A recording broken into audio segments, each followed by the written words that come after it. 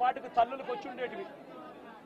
ప్రతి సంవత్సరం ప్రతి జూన్లోనూ అమ్మఒడి డబ్బులు తల్లులకు వచ్చిన పరిస్థితులు.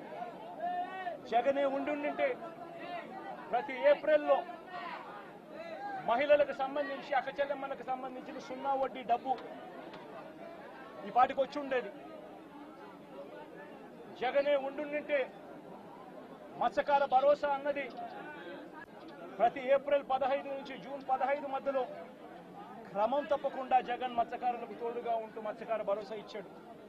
నేను అడుగుతా ఉన్నా, ఈరోజు వైఎస్ఆర్ కాంగ్రెస్ పార్టీ లేకపోవడం, చంద్రబాబు నాయుడు చెప్పిన అబద్ధపు మాటలతో ఈరోజు ప్రతి అక్క చెల్లెమ్మ ఎదురు చూస్తూ ఉంది. ఆ రోజు చంద్రబాబు నాయుడు అన్న మాట, జగన్ అయితే కేవలం 15,000 మాత్రమే ఇస్తాడు పిల్లల్ని బడికి పంపిస్తే, చంద్రబాబు నాయుడు అధికారంలోకి వస్తే 15,000 నీకు, 15,000 నీకు, 15,000 నీకు, 15,000 నీకు, 15,000 నీకు, నలుగురున్నారా మీ ఇంట్లో పిల్లలు 60,000, మళ్ళా ఇంట్లో వాళ్ళ అమ్మను చూపించి నీకు 18,000. ఇవన్నీ మాటలు మాట్లాడి ఈరోజు ప్రతి అక్క అడుగుతా ఉంది. ఎన్నికలప్పుడు చెప్పిన మాట ఏంది? ప్రతి 18 సంవత్సరాలు నిండిన ప్రతి వయసు గల అక్క, 18 నుంచి 59 సంవత్సరాలు గల వయసు గల అక్క చెల్లెమ్మకు ప్రతి నెల 1,500 ఇస్తానన్నాం. ఈరోజు రాష్ట్రంలో ఓటర్ల జాబితా తెలుసు మీకు. 4,12,00,000 మంది ఓటర్లు ఉన్నారు. ఓటర్ల జాబితా అంటే దాని అర్థం ఏమిటి? దాని అర్థం వాళ్ళందరూ కూడా 18 సంవత్సరాలు పైబడిన వయసు పడిన వాళ్ళనే కదా దాని అర్థము. మరి అందులో 2,10,00,000 మంది అక్క చెల్లెమ్మలు ఉన్నారు, 18 సంవత్సరాలు పైచిలుకు పడిన వాళ్ళు. ఆ 2,10,00,000 మంది అక్క చెల్లెమ్మలకు పెన్షన్ తీసుకుంటున్న వాళ్ళు కాస్తో కూస్తో కొంచెం పక్కన పెట్టినా కూడా 1,80,00,000 మంది అక్క చెల్లెమ్మలు ఈరోజు మాకు 1,500 ప్రతి నెల ఇస్తానన్నావు, ఏమైంది మా 1,500, మా పరిస్థితి ఏమిటి, నీకు ఓటేసాను నీ మాటలు నమ్మి అని చెప్పి అడుగుతా ఉన్నారు అక్క చెల్లెమ్మలు. ప్రతి అక్క ప్రతి పిల్లలు అడుగుతా. జగన్మామ ఉన్నప్పుడు క్రమం తప్పకుండా జగన్మామ 15,000 మా అమ్మకి ఇచ్చేవాడు అమ్మఒడి కింద. నువ్వు తల్లికి వందనం అన్నావు, మా ఇంట్లో 4 పిల్లలు ఉన్నారు, 60,000 మా ఇంటికి ఇస్తానన్నావు, ఎప్పుడు ఇస్తావు, ఎందుకు ఇవ్వడం లేదు అని చెప్పి అడుగుతా ఉన్నారు. పిల్లలు అడుగుతా ఉన్నారు, తల్లులు అడుగుతా ఉన్నారు, ప్రతి రైతు అడుగుతా ఉన్నాడు. వ్యవసాయం మొదలైపోయింది, వేగంగా నీకు వ్యవసాయం పనులు జరుగుతూ ఉన్నాయి. రైతు భరోసా సొమ్ము జగన్ ఉంటే వచ్చేది.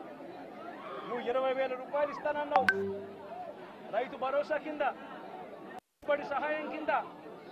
50 లక్షల మంది రైతన్నలు ఇవాళ అడుగుతా ఉన్నారు, మా పెట్టుబడి సాయం కింద 20,000 ఇస్తానన్నావు, ఏమైందా డబ్బు అని చెప్పి రైతన్నలు ఎదురు చూస్తూ అడుగుతా ఉన్నారు. ఈరోజు అక్క చెల్లెమ్మలు పొదుపు సంఘాల్లో ఉన్న అక్క చెల్లెమ్మలు అడుగుతా ఉన్నారు. ఏప్రిల్లో పొదుపు సంఘాలకు 0 వడ్డీకి సంబంధించిన 0 వడ్డీ డబ్బులు కట్టాలి. మరి ఎందుకు 0 వడ్డీ డబ్బులు మాకు ఎందుకు కట్టడం లేదు అని అక్క చెల్లెమ్మలు అడుగుతా ఉన్నారు. చదువుకుంటున్న పిల్లలు అడుగుతా ఉన్నారు, ఆ అక్క చెల్లెమ్మలు అడుగుతా ఉన్నారు. ఆ పిల్లలు చదివిస్తా ఉన్న అక్క చెల్లెమ్మలు, మా పిల్లలు చదువులు పోతా ఉన్నారు, కాలేజీలు అడుగుతా ఉన్నాయి ఫీజులు కట్టమని చెప్పి, సర్టిఫికెట్లు ఇవ్వమంటున్నాయి, సర్టిఫికెట్లు ఇవ్వమని చెప్పి కాలేజీలు అంటా ఉన్నాయి. 2 క్వార్టర్లు 2 త్రైమాసికాలకు సంబంధించి విద్యా దీవెన ఇవ్వడం లేదు, ఎందుకు ఇవ్వలేదు అని, వసతి దీవెన ఎందుకు ఇవ్వడం లేదు అని చెప్పి తల్లులు అడుగుతా ఉన్నారు. మత్స్యకారులు అడుగుతా ఉన్నారు, మత్స్యకార భరోసా ఏమిటి అని చెప్పి. ఇవన్నిటి నుంచి కూడా చంద్రబాబు నాయుడు ప్రజలను దారి తప్పించేందుకు, ప్రజలెవరూ కూడా ప్రశ్నించే పరిస్థితి రాకూడదు అనే ఉద్దేశంతో ప్రజల్లో భయాందోళన క్రియేట్ చేసే కార్యక్రమంలో భాగంగా ఈ మాదిరిగా దాడులు చేస్తూ, ఈ మాదిరిగా అన్యాయాలు చేస్తూ, ఈ మాదిరిగా తాను దిగజారిన రాజకీయాలు చేస్తా ఉన్నాడు. ఇది నేను ఒకటే హెచ్చరిస్తా ఉన్నా, ఖచ్చితంగా వీటి మీద ప్రొటెస్ట్ జరుగుతుంది. అసెంబ్లీ రోజున, గవర్నర్ ప్రసంగం రోజున, ఉభయ సభలను ఉద్దేశించి గవర్నర్ మాట్లాడే ప్రసంగంలో గవర్నర్ను ఖచ్చితంగా నిలదీస్తూ, గవర్నర్ ప్రసంగాన్ని అడ్డు తగులుతూ, గవర్నర్ను ఖచ్చితంగా నిలదీస్తూ వైఎస్ఆర్సీపీ గలం విప్పుతుంది. దాని తర్వాత ఖచ్చితంగా మళ్ళీ మంగళవారము వైఎస్ఆర్సీపీకి సంబంధించిన ఎమ్మెల్సీలు, ఎమ్మెల్యేలు, ఎంపీలు, రాజ్యసభ సభ్యులు, లోక్సభ సభ్యులు అందరూ కూడా ఢిల్లీకి వెళ్తారు. వెళ్ళి బుధవారము ఢిల్లీలో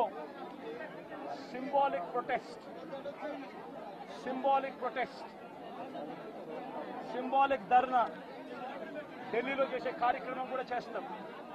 రాష్ట్రంలో జరుగుతూ ఉన్న దాడులు, రాష్ట్రంలో ఉన్న లా అండ్ ఆర్డర్ పరిస్థితులను దేశమంతా కూడా చూసేట్టుగా, దేశమంతా కూడా దీన్ని గమనించి, దేశమంతా కూడా దీన్ని ప్రొటెస్ట్ను వాళ్ళు కూడా ప్రొటెస్ట్ చేసే విధంగా దీన్ని హైలైట్ చేసే కార్యక్రమం చేస్తాం.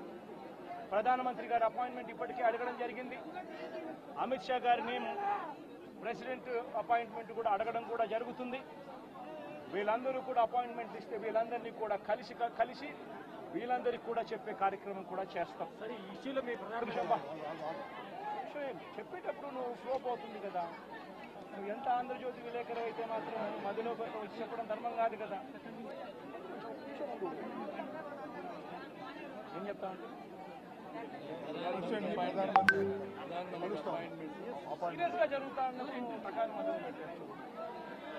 ప్రధానమంత్రి అపాయింట్మెంట్ను, హోంమంత్రి అపాయింట్మెంటు, ప్రెసిడెంట్ గారి అపాయింట్మెంటు, వీళ్ళ ముగ్గురు అపాయింట్మెంట్ కూడా అడగడం జరుగుతూ ఉంది. వీళ్ళ ముగ్గురిని కూడా కలిసే కార్యక్రమం కూడా జరుగుతుంది. వాళ్ళ అపాయింట్మెంట్లు ఇస్తే వాళ్ళని కూడా కలిసే కార్యక్రమం జరుగుతుంది.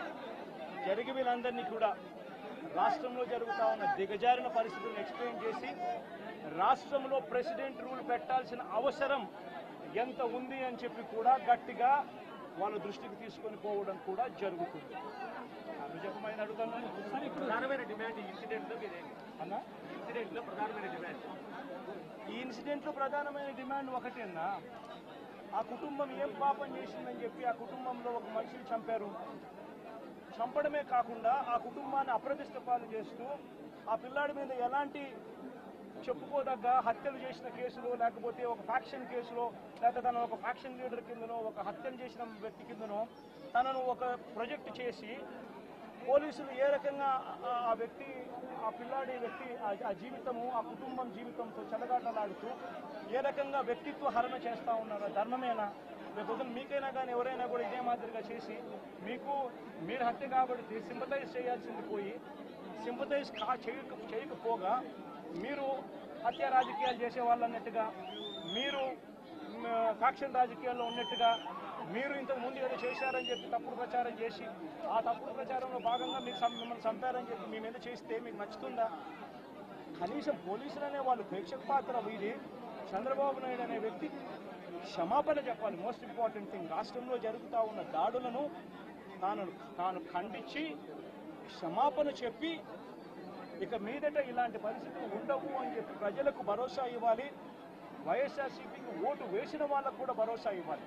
ఎందుకనంటే ఈరోజు ముఖ్యమంత్రిగా తాను ఉన్నాడు అని అంటే కేవలం వైఎస్ఆర్సీపీ నుంచి కూడా ఒక 10% ఓట్లు అటువైపున తన మోసానికి అటువైపున నమ్మి అటువైపున పోయిన ఓట్లే కదా. ధర్మంగా అది కదా ఈ మాదిరిగా చేయడం. మొట్టమొదటిసారిగా చంద్రబాబు నాయుడు క్షమాపణ చెప్పాలి. పోలీసులు వాళ్ళ విధులు నిష్పక్షపాతంగా చేసే విధంగా పోలీసులు అడుగులు ముందుకు వేయాలి. ఇవన్నీ